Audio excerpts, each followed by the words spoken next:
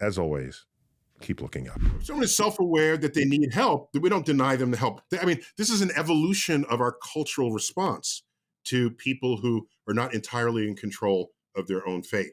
So, and I get it. I mean, I don't disagree.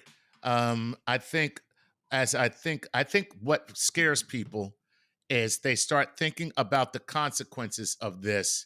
And because I was just thinking about, okay, so what about responsibility and what do you do if people can just do what they want? But then it just popped into my head while you guys were talking. What if I were able to do anything I wanted? I get it. I mean, I don't disagree. I think what scares people is they start thinking about the consequences of this.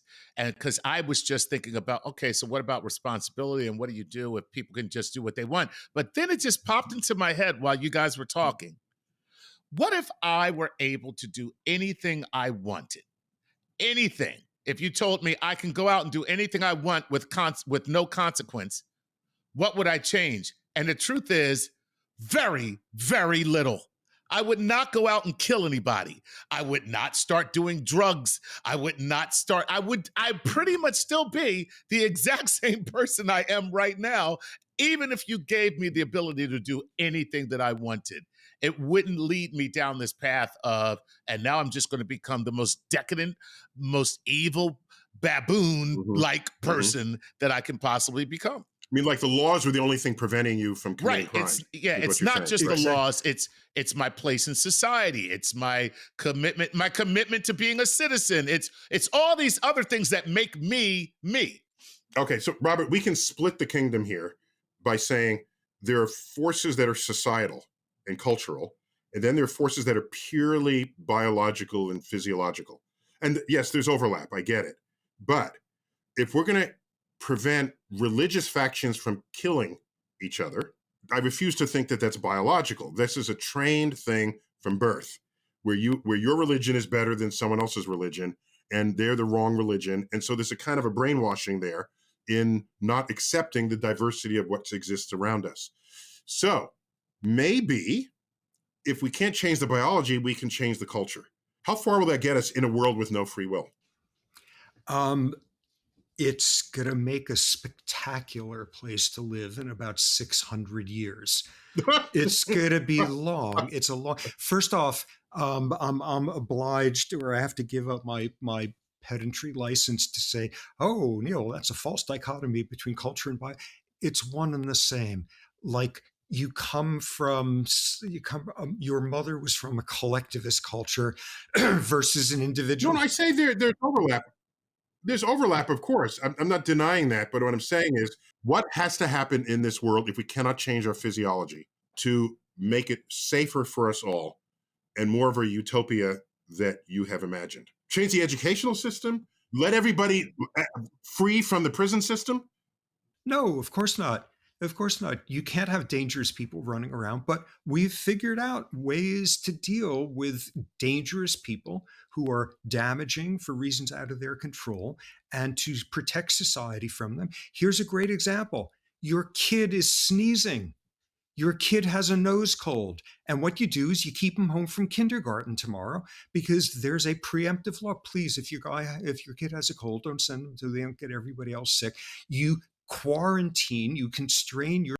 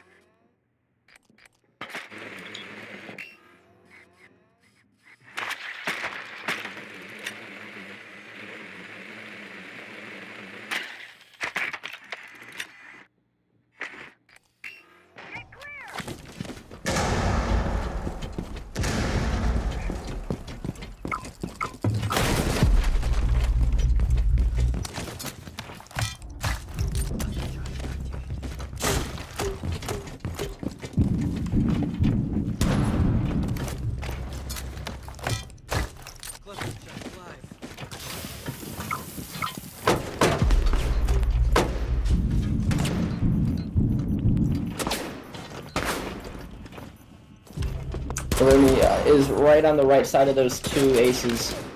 He's in the corner, can't move. Good shit.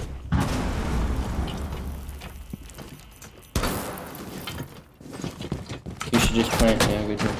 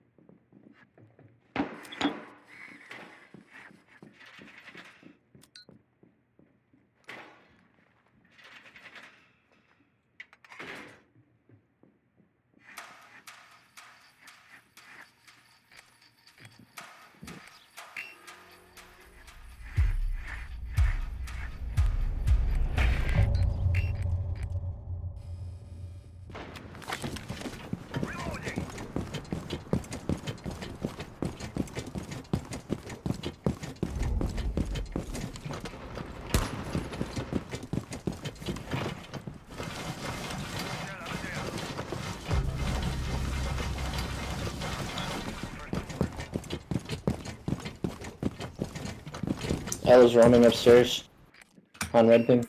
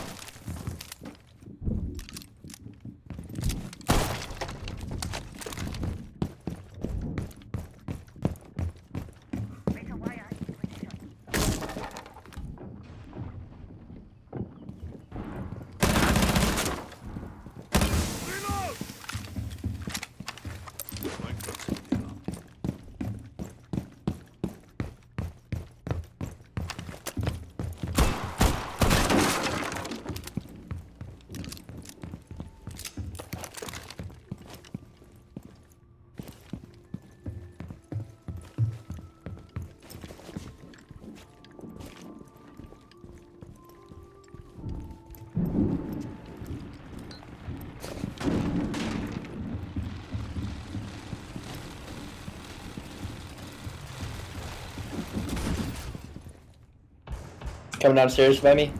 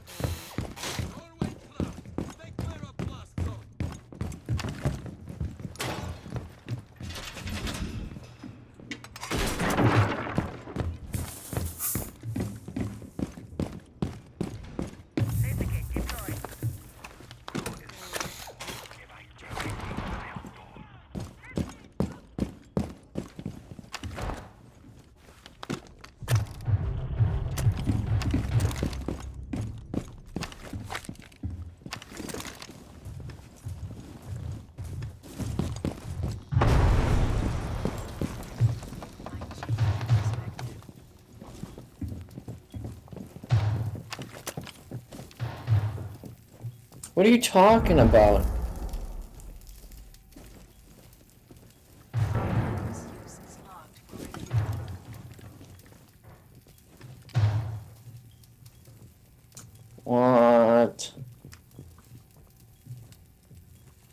What'd you expect me to do there?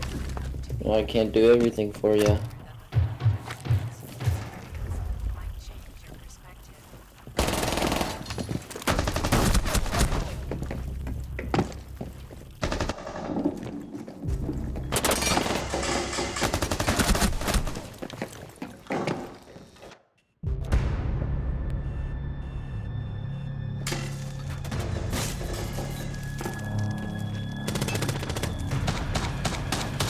Bro, you were literally bottom leaderboard. You're talking about fucking big dog. Look at me. Sit your fucking whack ass down. What the fuck?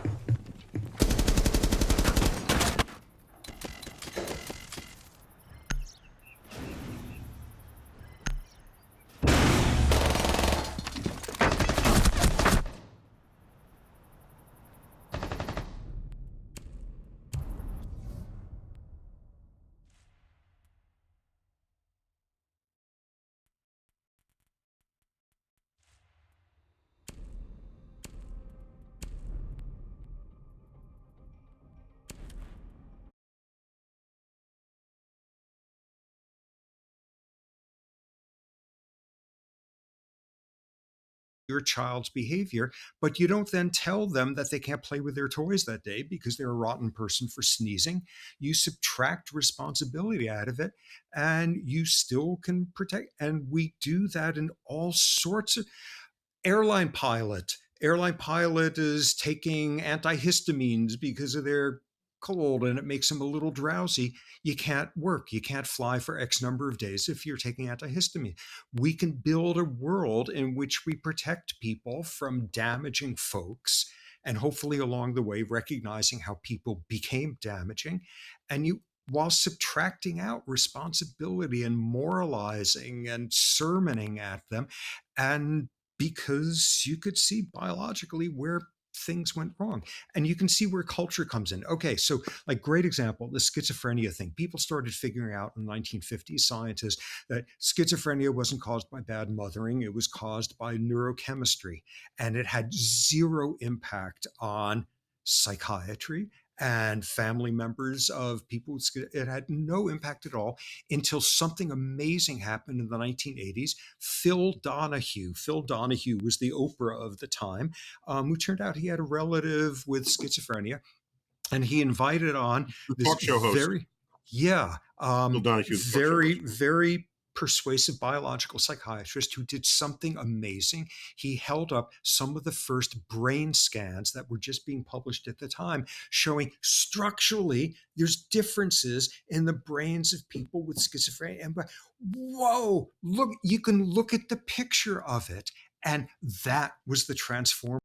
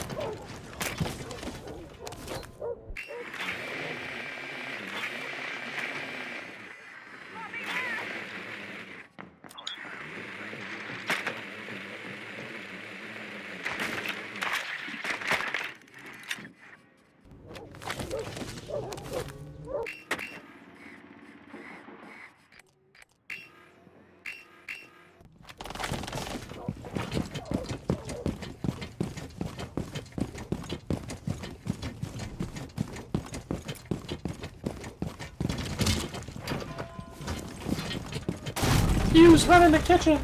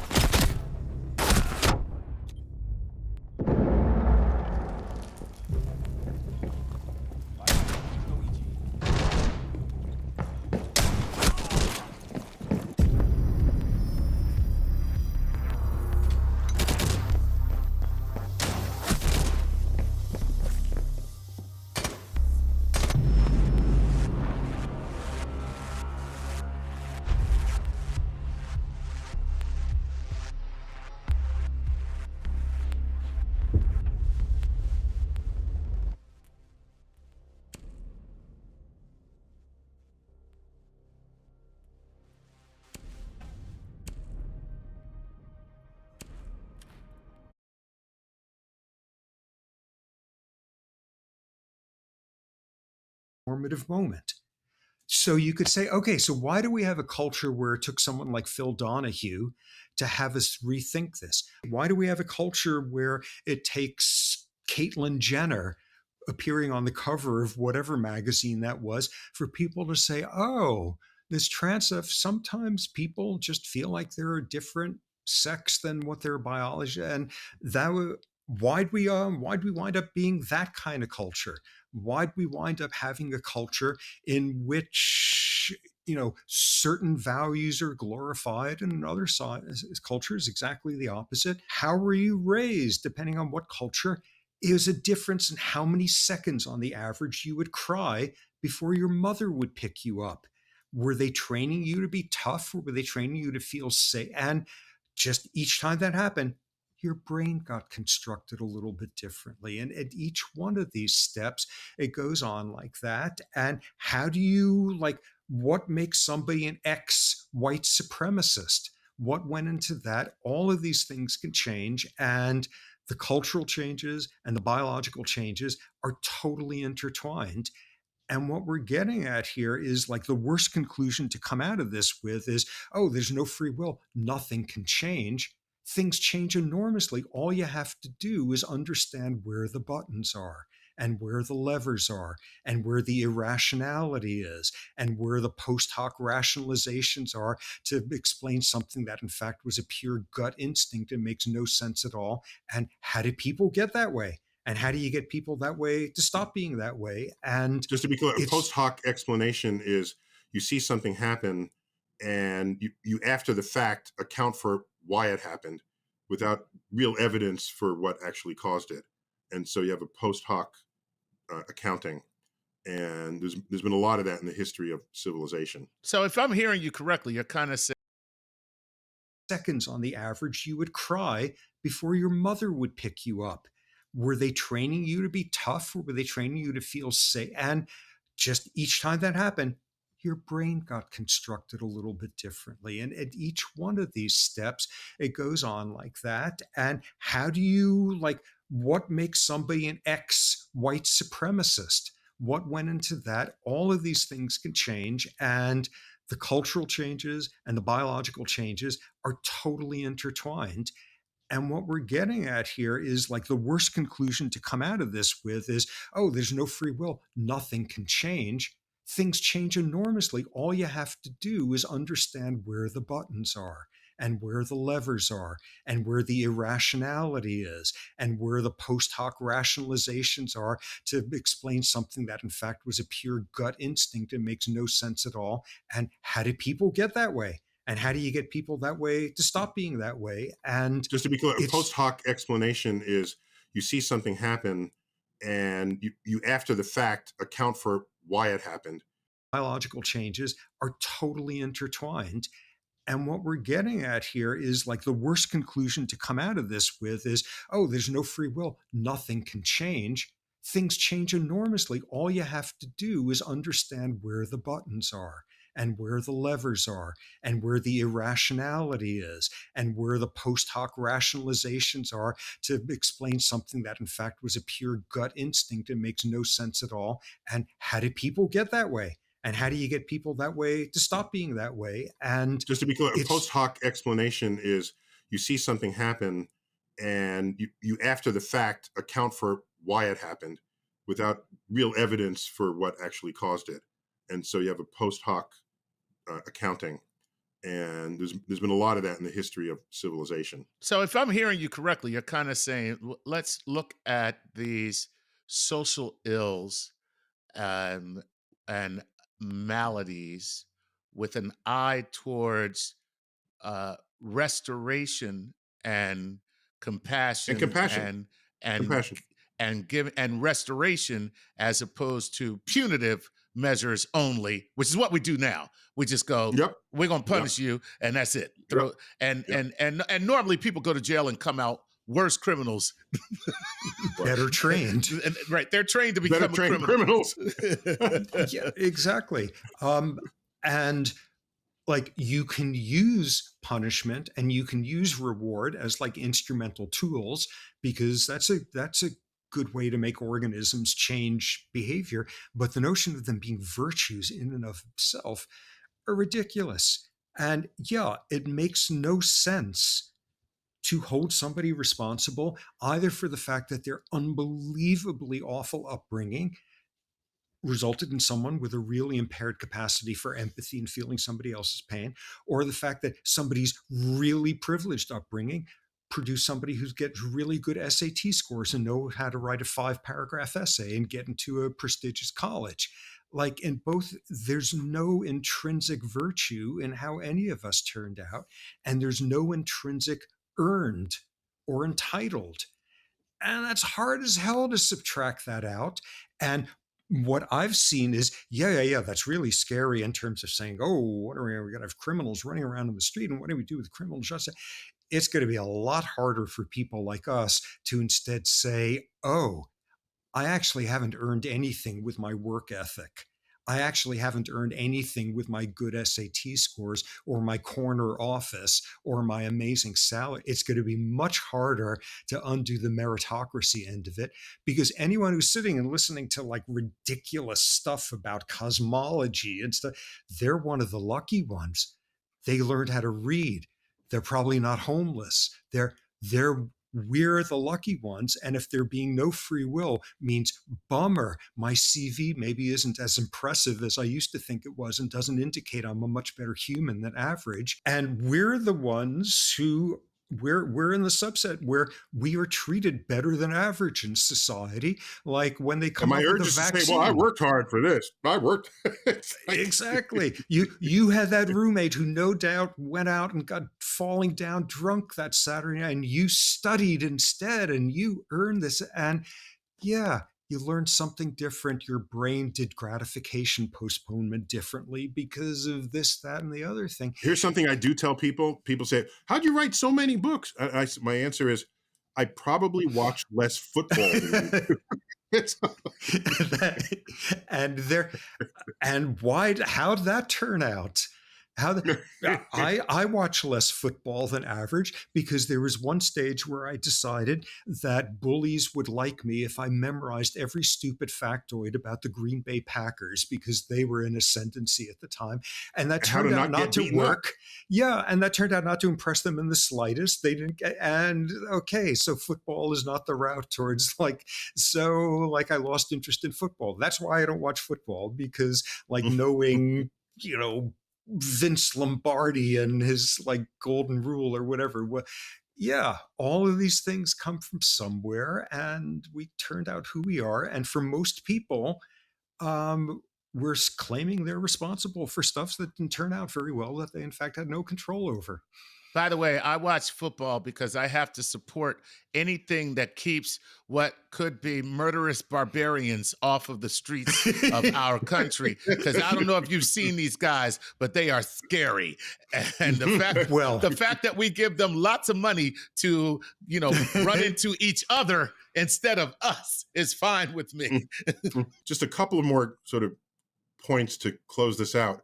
So you would say then that people might have a susceptibility, biophysiological susceptibility to addiction, to joining cults, to belief systems, and there's a certain to working hard. Innocence might not be the right word, but a certain unaccountability to that.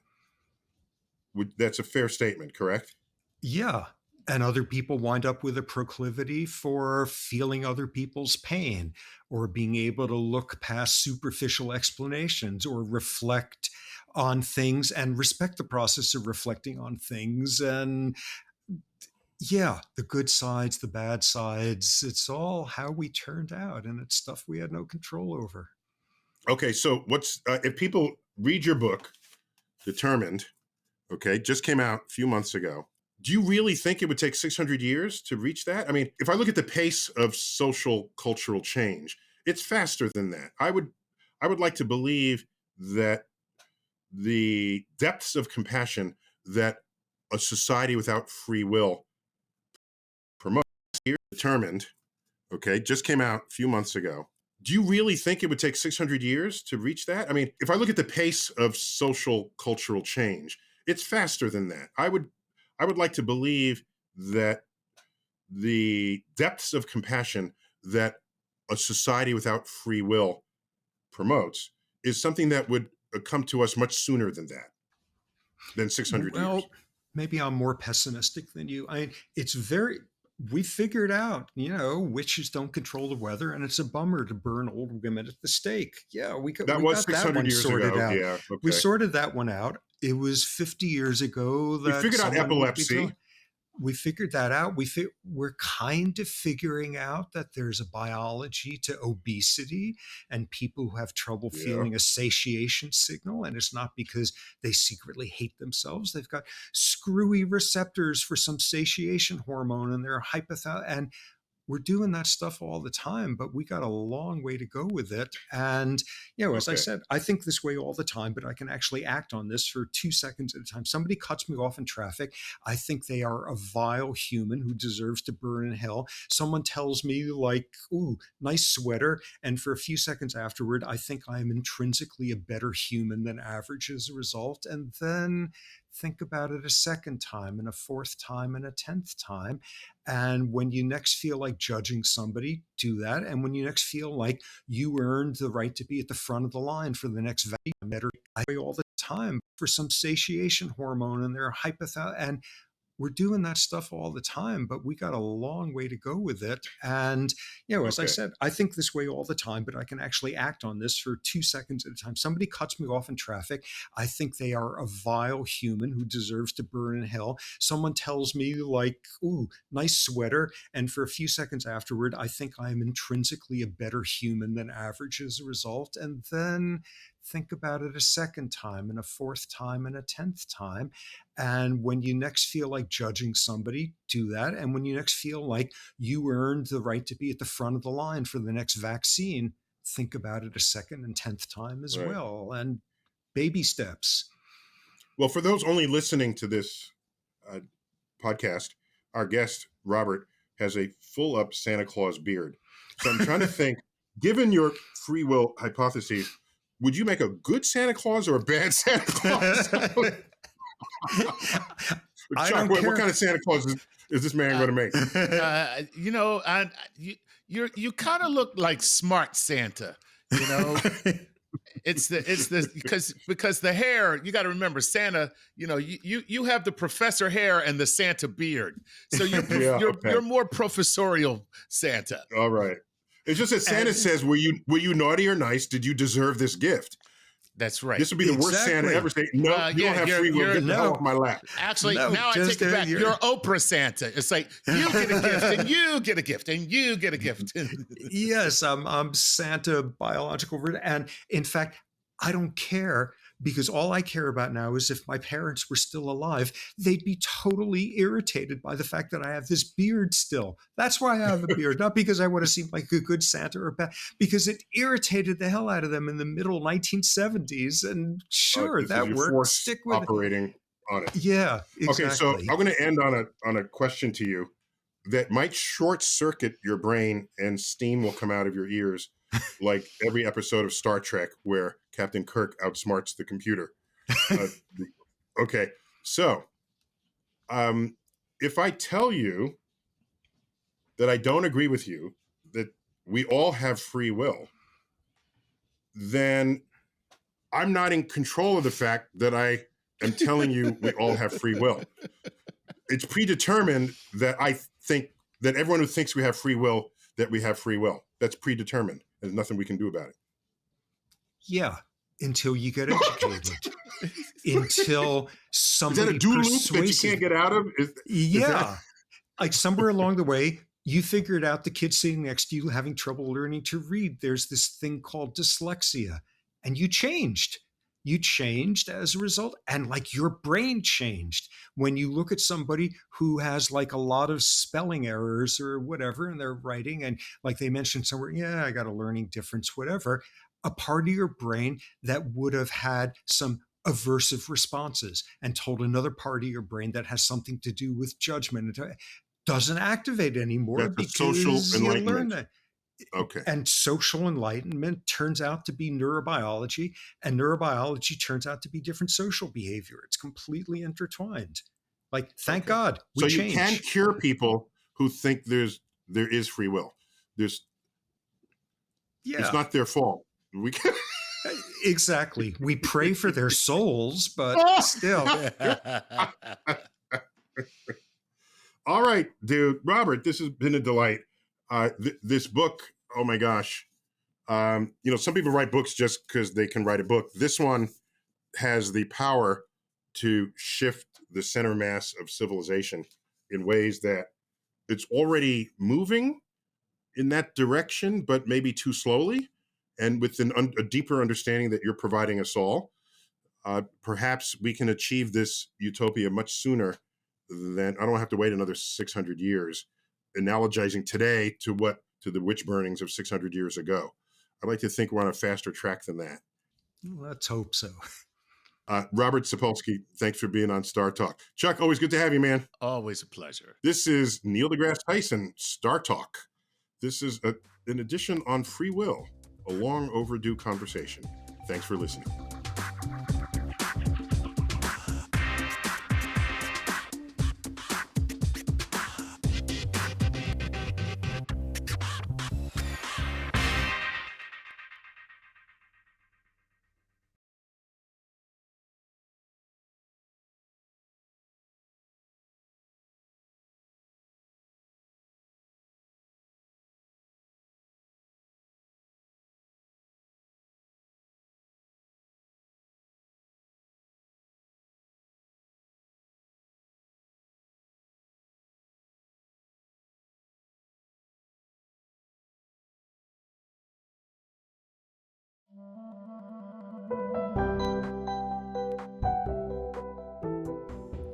Hello, I'm Professor Brian Cox. Welcome to A Question of Science, recorded here at the Francis Crick Institute in London. This is the podcast where a panel of experts tackle your questions on some of the biggest scientific challenges facing society today. We'll be asking the world's top scientists your questions about issues that are central to all our lives. Can we cure cancer? Can we live longer? Should we fear AI? This episode for me is about a subject that I think is one of the most interesting topics in all of science: consciousness.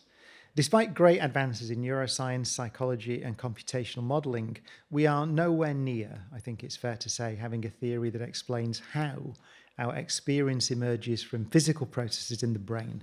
So today we're going to fix that. Are we going to? Looking at the panel, as we will be asking, what is consciousness?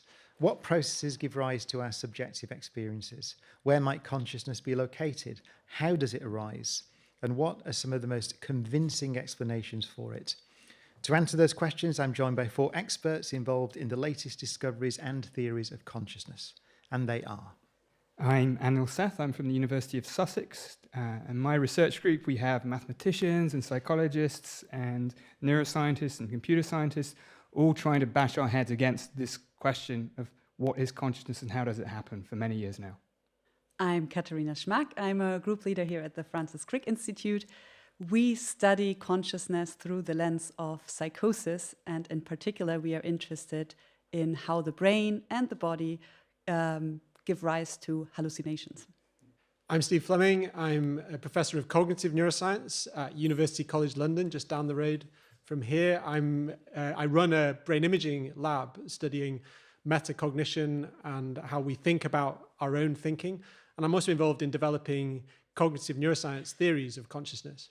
I'm Alex O'Connor. I'm not a scientist. I'm interested, though, in how scientific findings can inform philosophical theorizing. I'm the host of the Within Reason podcast, which is a philosophy podcast, but I'm always speaking with scientists and attempting a kind of cross-disciplinary approach. And this is our panel.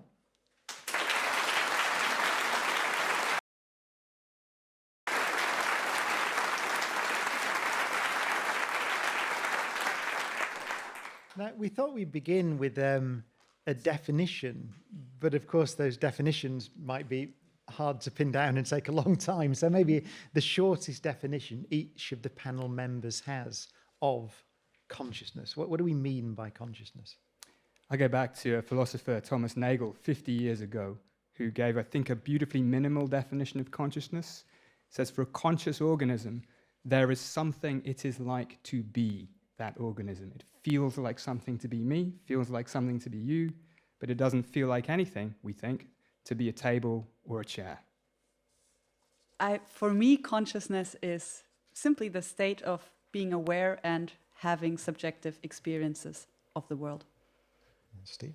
I agree with that. And I think it's also important to contrast what we mean by being conscious of something against all the other kinds of brain processes that we think are going on unconsciously.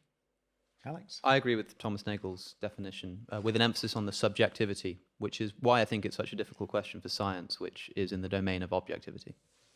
So, complete agreement. Thank you for listening. Well, thank you. So, those are wonderfully brief definitions. So, now I think we will go to the shortest definition each of the panel members has of consciousness. What do we mean by consciousness? I go back to a philosopher, Thomas Nagel, 50 years ago, who gave, I think, a beautifully minimal definition of consciousness. It says, for a conscious organism, there is something it is like to be that organism. It feels like something to be me, feels like something to be you, but it doesn't feel like anything, we think, to be a table or a chair. For me, consciousness is simply the state of being aware and having subjective experiences of the world. Steve? I agree with that. And I think it's also important to contrast what we mean by being conscious of something against all the other kinds of brain processes that we think are going on unconsciously. Alex? I agree with Thomas Nagel's definition, with an emphasis on the subjectivity, which is why I think it's such a difficult question for science, which is in the domain of objectivity. So, complete agreement. Thank you for listening. Well, thank you. So, those are wonderfully brief definitions. So, now I think we will go to the first audience question. Hello, I'm Debbie Collins, and I would like to know, can we see consciousness in the brain? So, who would like to say that?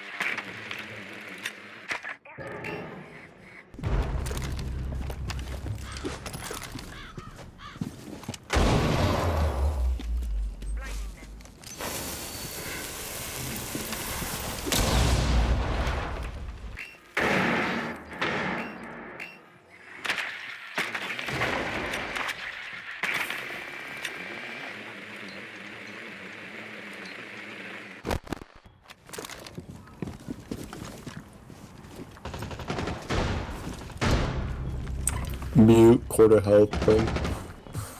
Behind door.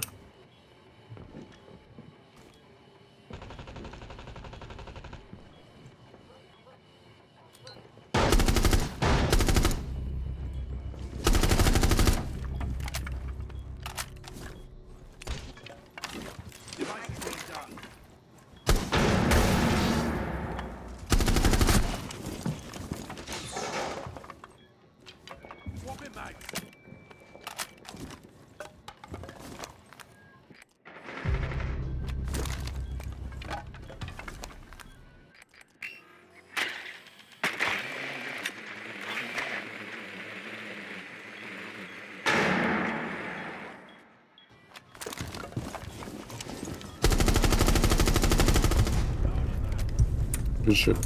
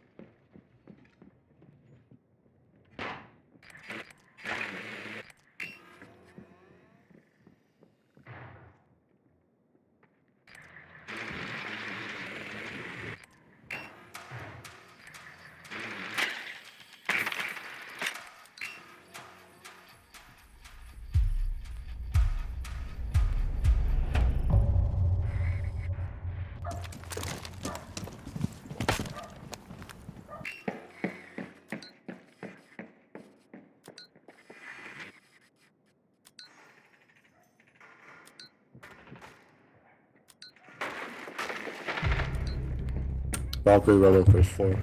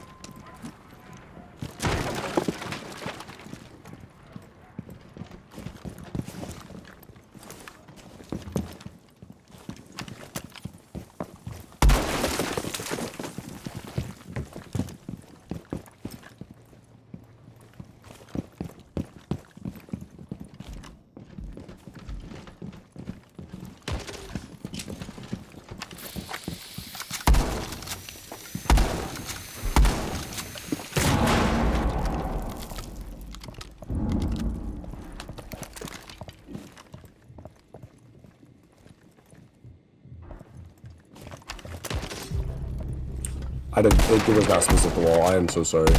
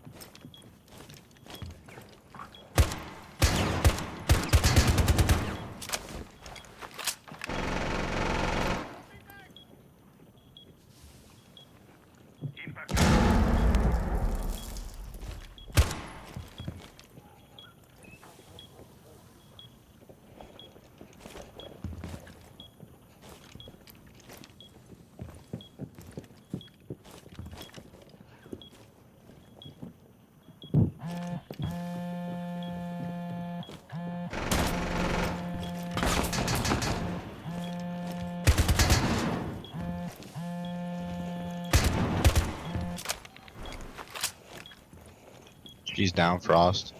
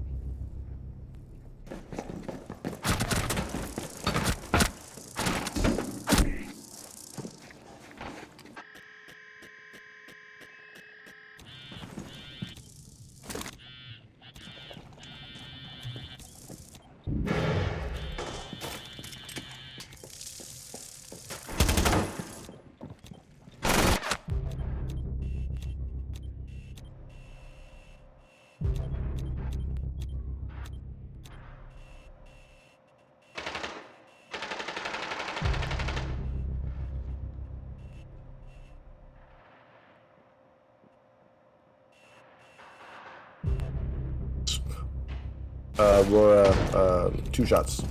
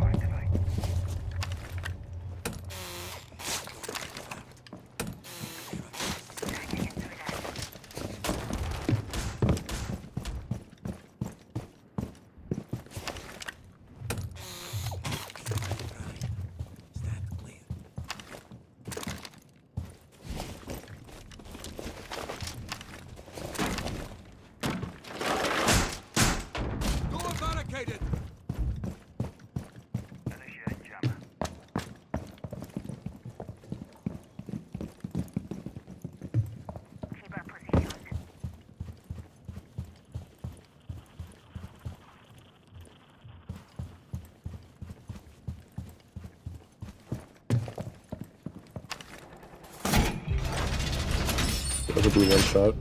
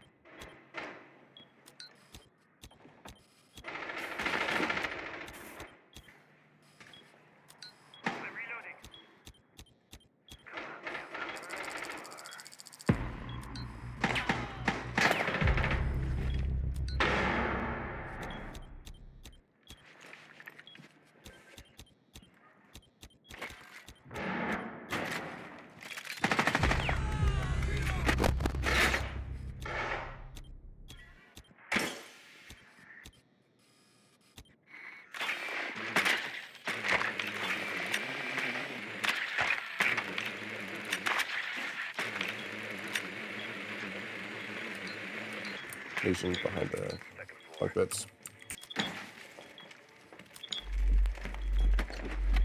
It's on the left side of the town. It's flashed.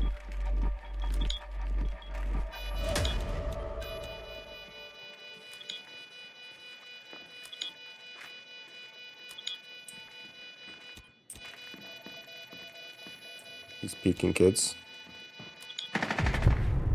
Good shit.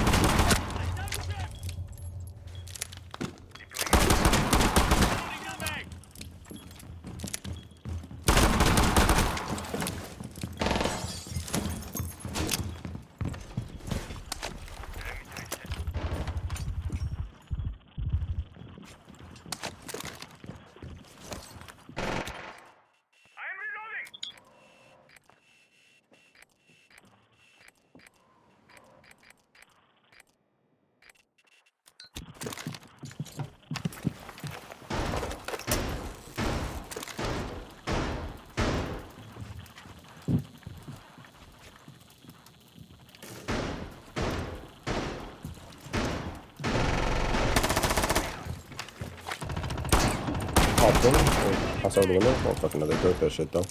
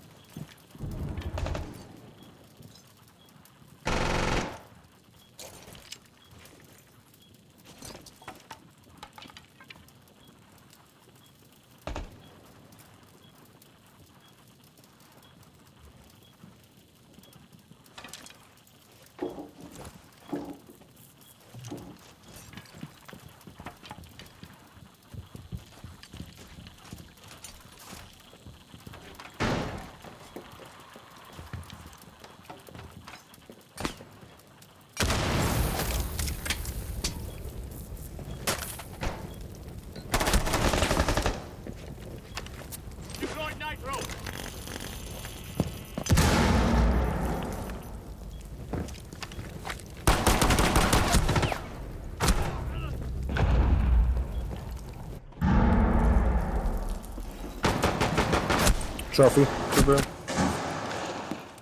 He's blocked in by the fire.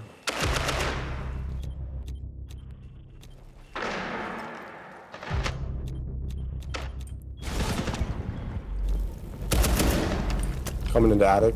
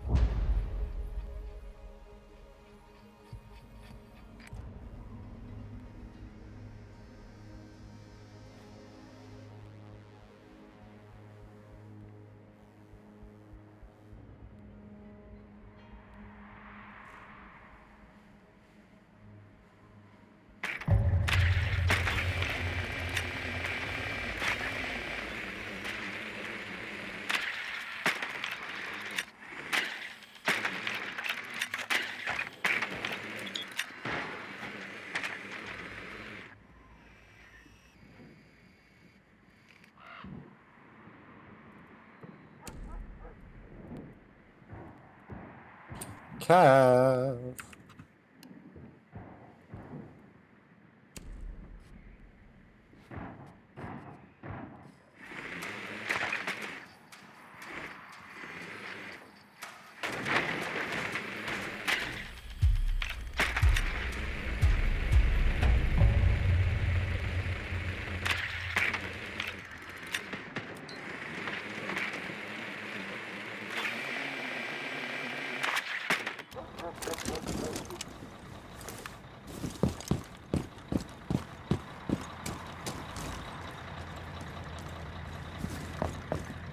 Got a drone for you, Blackbeard.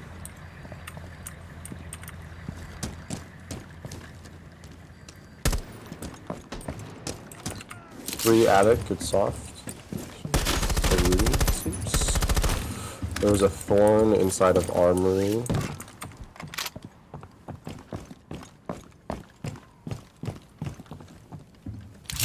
Two in attic.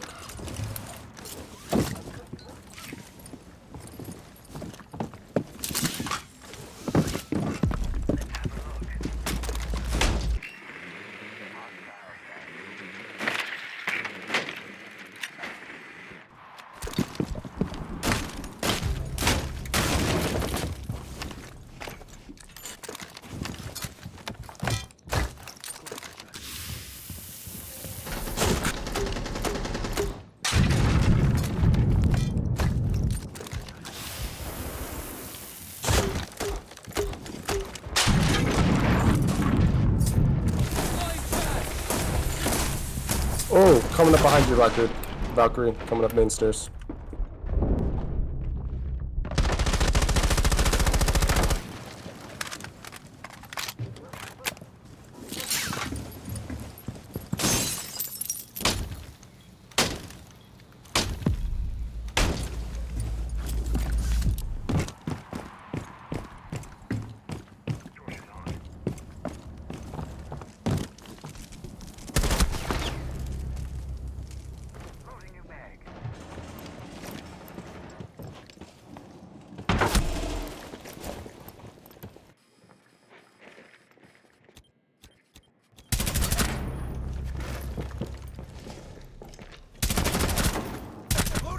Magazine!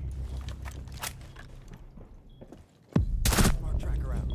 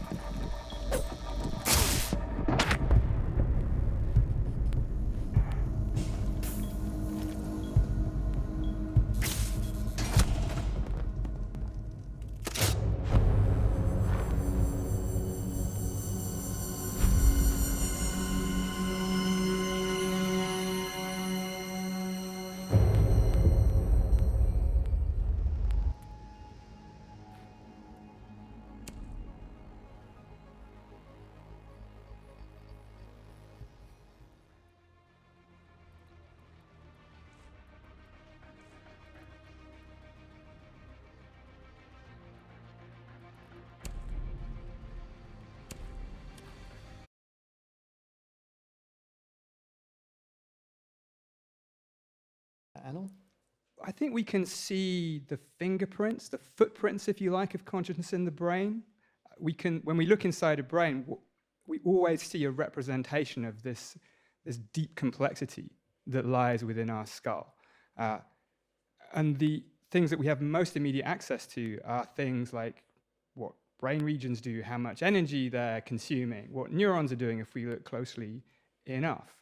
None of these things are consciousness itself, but they're intimately related to consciousness. Consciousness science kind of got going again in about the 1990s through the study of the neural correlates of consciousness. The idea here was to put to one side the deep philosophical problems of what consciousness is and how it might depend on physical stuff, and simply take advantage of the fact that in the brain, there are strong correlations between what happens in the brain and what happens in conscious experience. And if we use brain imaging of the sorts of things that Steve does and Katerina does, we can look for these footprints of consciousness in the brain, but not consciousness itself. Katerina? Yeah, I agree with that. And I think if we stick to that definition of consciousness being something to do with a subjective experience, we definitely can see subjective experience in the brain, or we can see that the brain behaves differently depending on what the subjective experience is. So the brain does not simply react to external stimuli always in a fully predictable way, but sometimes the same sometimes we see something and we might perceive it, and sometimes we see the same thing and we just might not notice it. And the brain definitely distinguishes between these two cases. So again, without having to agree on a definition of consciousness, I do think that we can see traces of subjective experiences that form consciousness. Steve? There are really exciting experiments being done in a branch of psychology known as psychophysics, which is this set of tools we have to quantify how people experience simple stimuli. And there's a lot of mileage you can get out of those experiments, and we can now quantify things like imagination, things like how confident you feel when you see a particular stimulus, and how that is related to patterns of brain activity.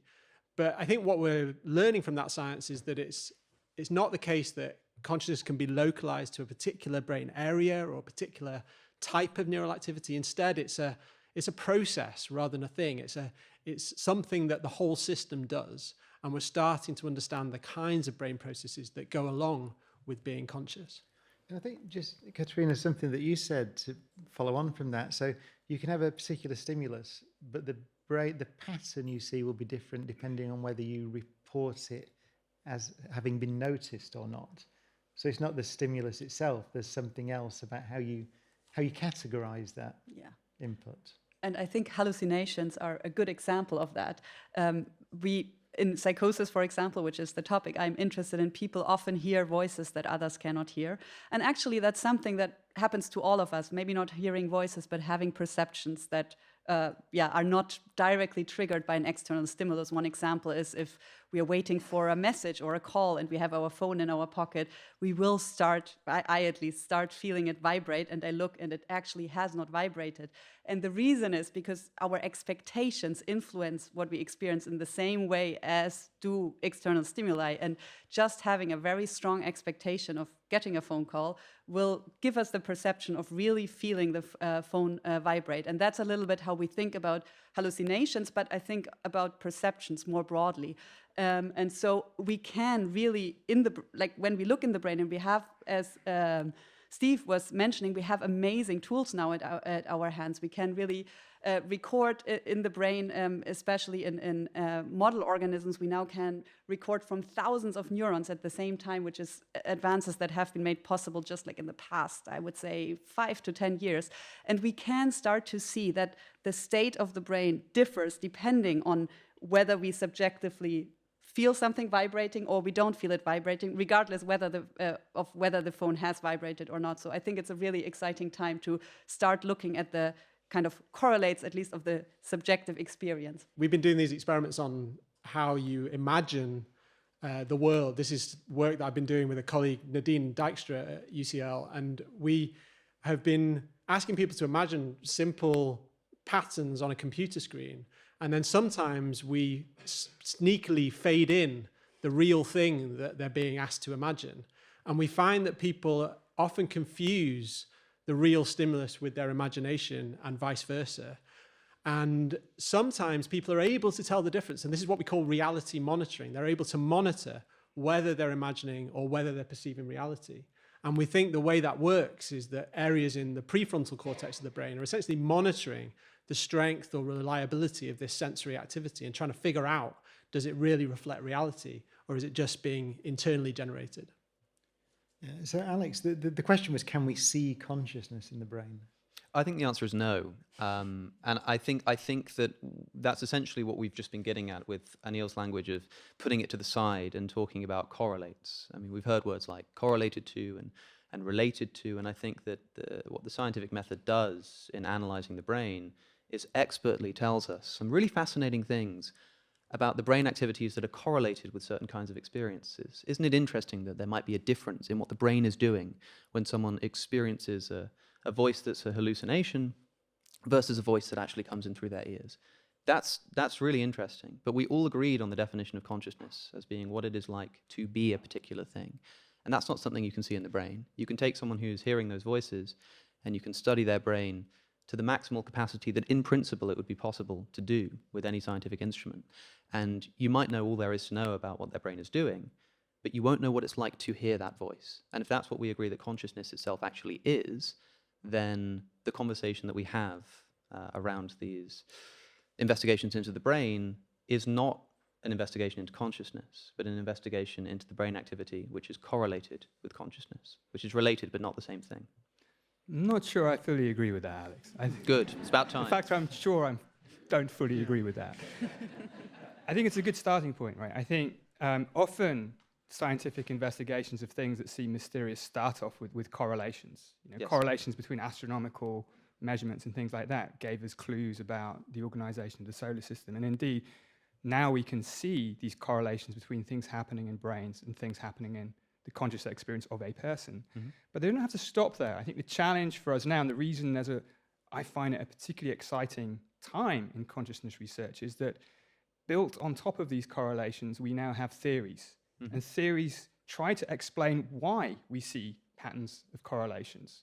They try to propose mechanisms that underlie properties of consciousness. So they might not tell us why consciousness exists in the first place, why it's a property of the universe, but they can start to tell us things like why is vision the way it is and different from hearing or different from an emotion. I think if you do that, then you actually get close to a scientific account of consciousness. And the fact that you won't get as far as knowing what it's like to be, let's say, a bat or a sheep or something, I think that's an unfairly high bar. We don't generally expect science to deliver that kind of thing. We want it to explain, predict, and help us control things. And if we can do that, then I think we've done a pretty good job. And I think science of consciousness hasn't done it yet, but it's on the way to do that. Right, we've actually answered or strayed into many of the questions that we're going to. So I think, given that, we'll go to the next question, please. Hello, I'm Jade Gore. My question is, how are consciousness and memory connected? So consciousness and memory. I think they are intimately linked. I think we can start from the kind of intuition that if we had no memory at all, that we were just located in the immediate present, it would be very hard to articulate what that was like. We seem to have an experience that is extended in time.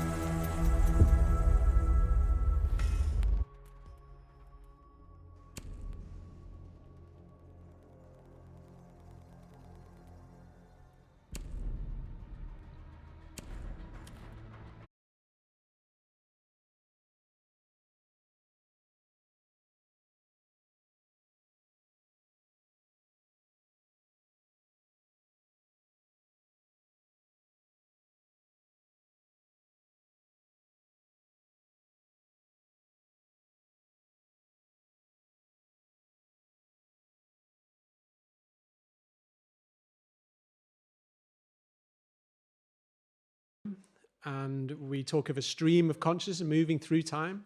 And I think recent data actually from psychophysical experiments show us that consciousness is surprisingly slow. It seems to integrate over around half a second of time. We can kind of switch stimuli around in order within that half a second, and people don't seem to notice. They integrate them together in their conscious experience. So there's a sense in which consciousness is kind of always pulling along the recent past. And there's been recent suggestions that maybe we should think more about the connections between the neuroscience of consciousness and the neuroscience of structures supporting memory. The connection between consciousness and memory goes way back. William James, who's one of the early people in the 19th century writing about consciousness, talked about the specious present, the idea that the present moment is both a little bit anticipating the future and still has echoes of the past. My old boss, Gerald Edelman, talked about the remembered present in the same way. And I think this highlights that consciousness is complicated, but memory is also very hard to pin down. It's many different things. We have this very immediate memory. If you close your eyes now, you have this fading visual experience that lasts about half a second. But of course, we remember what we had for breakfast. We remember what we did yesterday. Some of us might remember that. And this is a different kind of memory, much different kind of time scale. And at these larger time scales, then you start to see dissociation. So there's famous examples of people who have almost complete amnesia for things that happen to them in their lives. A guy called Clive Wearing lost the ability to lay down new memories sometime in the 1980s, and he lived in this kind of perceptual present, this perpetual present. And he's clearly conscious, but he doesn't remember anything that happened. So that kind of memory is not necessary for consciousness, but it certainly shapes things like our experience of being who we are. And then the other end of the scale, the topic that Steve and I are both interested in is things like dementia, Alzheimer's disease, often thought about as disorders of memory. People fail to remember things. But increasingly, I think there's a great value in trying to understand them through the lens of consciousness too. How does somebody's experience of the world and of the self change in these conditions? I think that will help us understand what's going on in a really valuable new light. Katerina, so hallucinations, it seems to me, you can tell me if I'm right or wrong, memory-based in the sense that, I suppose, can you hallucinate something you haven't experienced in your life? I think how we think about hallucinations is that there are different kinds of hallucinations, but if we think about hallucinations in psychosis, they are mostly based on previous experiences. Very often it's hearing voices, and someone who has never heard speech, I don't think that they will be able to hear voices. But there are other kinds of hallucinations, for example, psychedelic hallucinations that often are patterns, geometric patterns that people have not necessarily experienced before. And I think we're still trying to understand the mechanisms, whether they are shared or whether they are just distinct mechanisms that give rise to these different kinds of hallucinations. So I think it is generally possible to hallucinate something that has without having any memory of that particular experience. But I do think the question of memory is very, very interesting when we also think about kind of what might be the evolutionary advantage of having consciousness. So I'm also a psychiatrist, so I see often that subjective experience and consciousness can create a lot of suffering. And I mean, pain is similar. There wouldn't be pain if we didn't have consciousness. So I do sometimes wonder, is consciousness just a cruel accident of evolution, or is there something more to it? And I think memory is a good point, because I think what consciousness allows us to do is to connect the past with the future and emulate what other people or other organisms might do. If we, for example, are able to know what it is like to feel fear or to feel pain, we might be able to see someone experiencing fear or pain, and we might know what is going on for this person. For example, we sit around a campfire, having like a party around the campfire. Suddenly someone jumps out with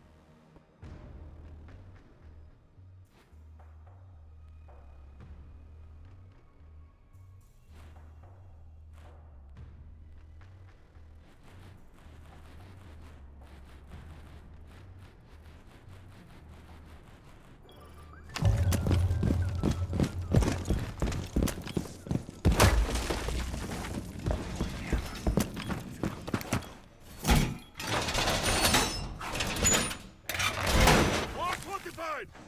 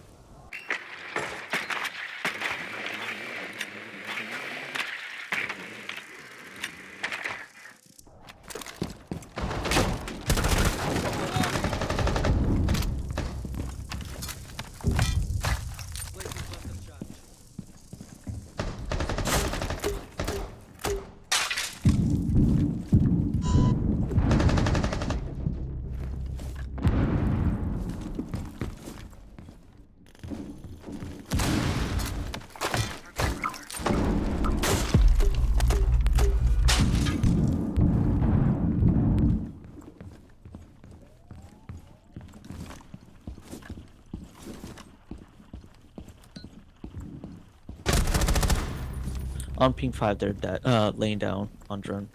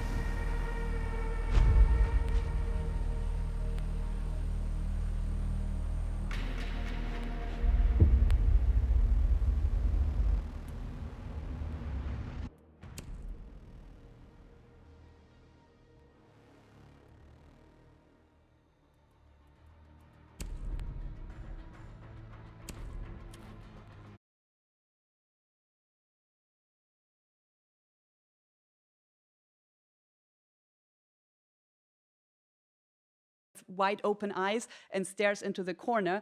Because we know what it is like to have fear, we will know that there's probably something dangerous in that corner, maybe a bear, or depending on where you are in the world. And so we will know to react to that and kind of also maybe run away. And I think that is maybe the evolutionary advantage of having consciousness, the ability to use information from others, because we know we can emulate what is going on for them and what has triggered them and what they will do in the future. So I agree that we should start with reflecting on what it would be like to have no memory. I also instantly thought of Clive, poor Clive.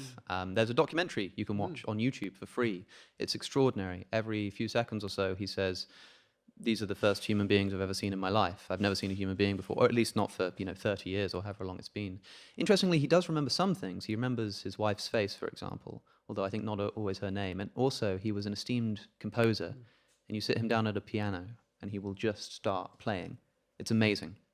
And he won't even remember that he'd been playing 5 minutes ago, but he can bring it straight to the fore. So it's obviously very complicated. But I want to go one step further, and I don't want you to imagine what it's like to not have memory in that case of amnesia, where you forget things every 7 seconds. I mean no memory at all.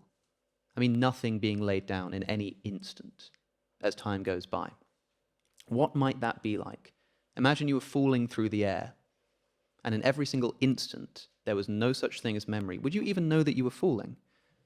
You wouldn't have a moment before to compare it to. You probably wouldn't even really be able to feel the wind on your body, because by the time it even sort of got to your brain, you've forgotten about it. There's no such thing as memory. And yet it does still seem to make sense to imagine that someone could be conscious, but you remove that memory fully, and it seems so rudimentary, so simplistic, so devoid of content, that I think this helps to demonstrate the plausibility of a view that consciousness is actually a lot more simple than it's often given credit for, and that we often think of consciousness as being something which is necessarily complex because it's tied up with the most complex thing we know about, our brains, but that a lot of the things that we see in our complex brain, like memory, like emotional processing, like first-person sense of identity and persistence through time and all of this kind of stuff, is not the definition of consciousness, not what consciousness is, but some of the complex things that consciousness can do. I really like your thought experiment, but I reached the exact opposite conclusion. I feel like it's a really nice demonstration that it's really hard to have the intuition of what any experience would be like without this surrounding functionality, like memory, like the registering of the passage of time. And so I think this is why it's useful when we approach it through the lens of how a psychologist thinks about the way the mind works. Consciousness then becomes more of a process. It's not something we can just point to and isolate in one single slice of time. And so I think that's where maybe our intuitions on, what the fundamental of conscious experience might then diverge. That would depend on your ability to imagine, which is not not to say that you should or shouldn't be able to imagine this, but just if you're trying to work this out for yourself and what you think about the world, one place to start might be, is such a person conscious? Is it possible to even make sense of a concept of somebody who's conscious and yet has no memory? Well, we will go. One single question could generate 2 hours of debate. 3 weeks. So with that, we'll go to the next question. Hello, I'm Simon Elman. I want to know, do animals and plants have consciousness? Well, Katrina, you mentioned actually model organisms. Would that be things like mice? Is that what you mean by that too? So, because we don't agree on a definition of consciousness, I think we cannot really agree whether they have consciousness or not, but I can speak to subjective experience or to perception. I can speak to perception. And for example, we do see in mice, we can, I think, measure what we think is related to hallucinations in mice. And the way we do this is a very simple experiment. We play tones or don't play tones to mice, and then we train them to tell us whether they hear the tone or not. And then we also train them to tell us how confident they are that they heard the tone. And what this allows us to do is that sometimes we won't play a tone, but the mice report hearing that tone, and they do so with high confidence. And that is what we call a hallucination-like perception. It's maybe different from a hallucination, but it is an unfounded perception that it's experienced with high confidence. And when we then look in the brain of mice, we can see that perception looks more similar, the neural signals look more similar when the mouse perceives something as compared to when it doesn't perceive anything. So I think we can do exactly the same thing in people, and we can relate it to their subjective experiences. We can measure their responses in our experiment, but we can also ask them, did you actually perceive something? And I think this way we can start to approach this question of like, I don't know, we won't fully understand the subjective.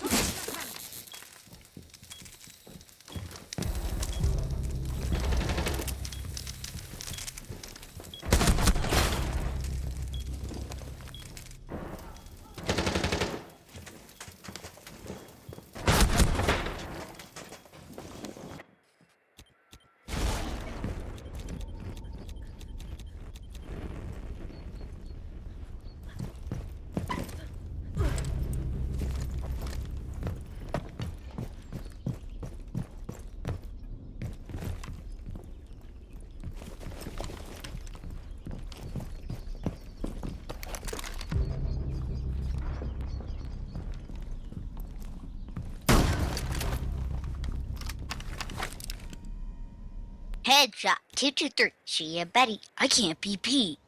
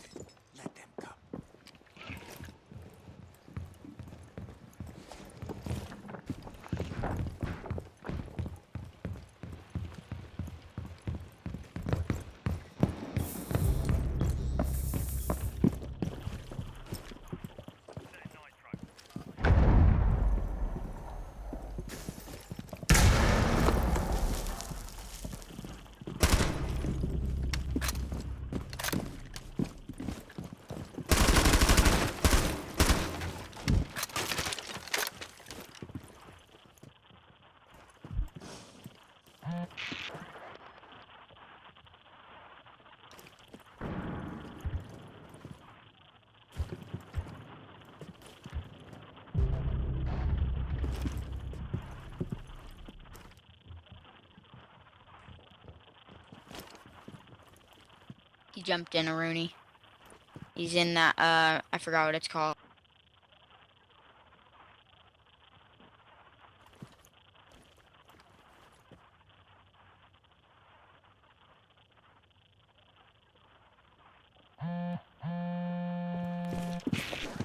Oh, he's gonna peek you. He's gonna peek you. I am the best narrator ever.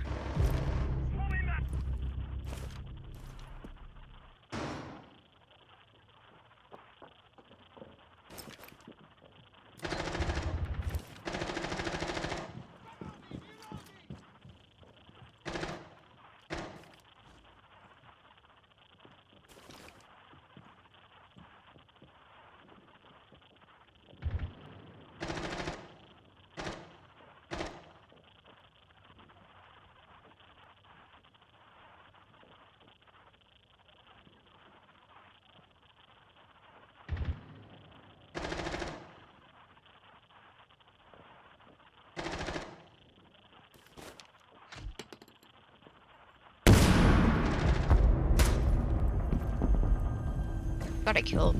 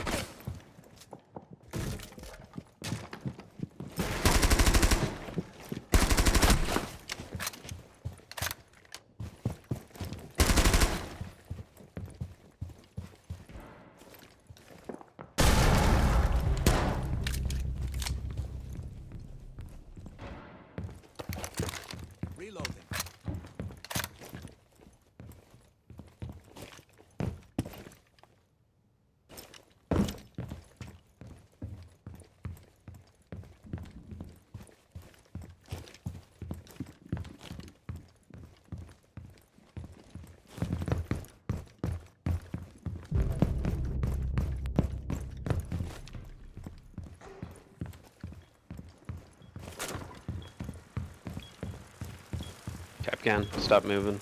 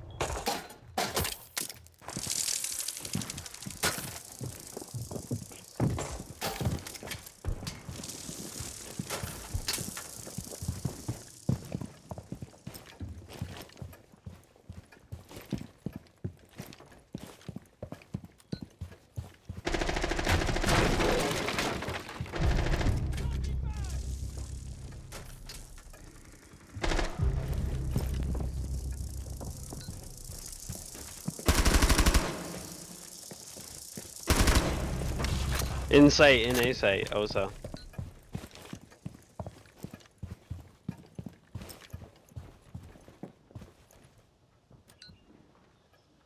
With the shield out on ping.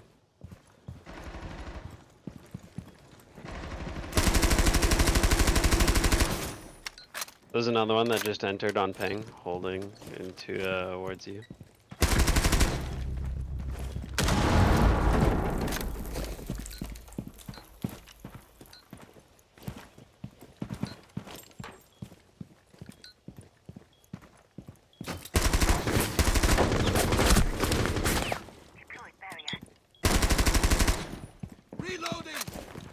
He went into that low room.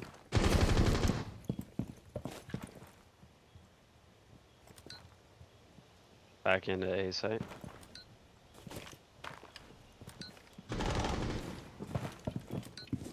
In the low room.